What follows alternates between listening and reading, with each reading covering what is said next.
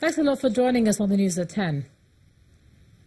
Thank you, Joma. Thank you for having me. And so the drama continues. Now we have an order restraining the police from occupying the assembly chambers. First of all, is everything in order with that court, with that decision? Well, it is quite intriguing, not just with the decision, because the order of a court may be premised on the materials that are brought before the court. So usually when court makes an order, it must be premised on something.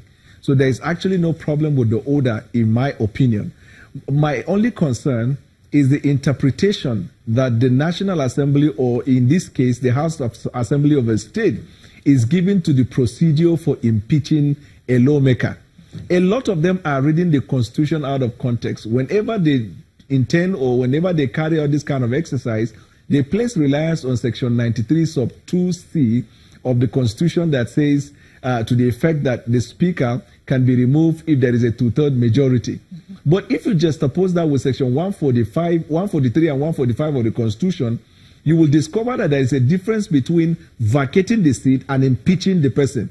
The person has to be impeached before he vacates the place. And so impeachment is premised on gross misconduct, as you can find in the Constitution, because there are three things usually that regulate the conduct of procedure for removing someone. Number one is the extant law. What does the law say regarding the procedure for impeachment? Number two, it is the rules of that house. In this case, the rules of House of Assembly or Benue. And number three is the overriding principles of fair hearing. That person that is removed, was he informed of the misconduct? Was he given a chance to be able to represent himself regarding the charges? Because oftentimes you hear lawmakers saying that they are privately collecting signatures, and as soon as they get the two-thirds majority, they can just come into the house and move a motion and remove somebody. Any decision that is premised on that will be nullified by the court of law. Yes, but I wanted to ask you about another aspect of the impeachment. I mean, the Speaker's own argument. He's saying that they were on recess and this impeachment happened.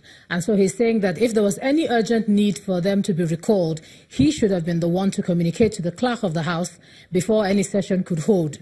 What do you think? Of course, that is the right thing. And so if you feel because the case is against him, then you must also demand, there must be a resolution by members demanding that he recall the people for that urgent meeting.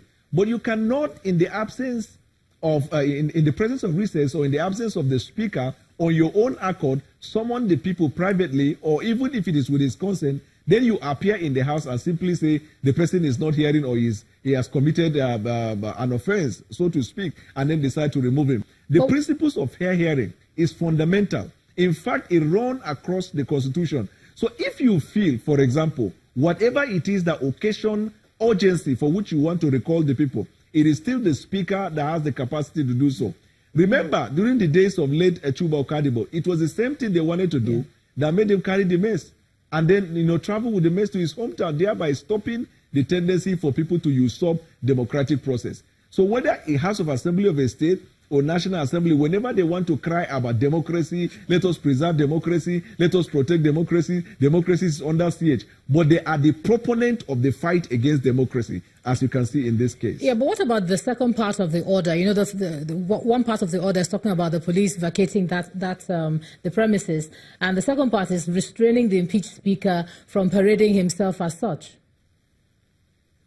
Now, I'm not seized with the facts. It's possible that the papers filed before the court for which he was asked to be restrained might be the resolution of the House of Assembly of the state that the person has been so impeached. If that is the material before the court, that means the court is not enjoined to interpret whether or not the procedure for his impeachment is right or wrong, but the court is to give effect to the fact that the person has so far been impeached. And on the premise of that, the court can give an order that he should stay away. But assuming the matter before the court is asking whether the procedure for his impeachment was complied with, then it will have been a different order altogether. Okay, let me just ask you quickly. Do you think the situation in Benue merits the intervention of the police in this manner? I mean, could there have been a better way? You know, when you mention, whenever you say the police, I am actually at loss, because the operations and activities of the police across the length and breadth of the country is saddening. Because oftentimes when you expect that the police will roll up their sleeve to go to work, they will not. And sometimes a matter for which they are supposed to be completely out of it, they will try to intervene. And like in this case, they said that when the policeman was asked why he cordoned the place, he said he had an order from above. Who gave him the order? And the person who gave the order, was he aware of the order of the court? So that's why we are saying we need reform of the police system in Nigeria, to be honest. There are so many cases for which you look at it, on the face value, you will know that the police are, in the first place, supposed to be the ones to obey the law, but, they interpret it as they so wish. All right, legal practitioner Mr. Daniel Bwala, thanks a lot for joining us.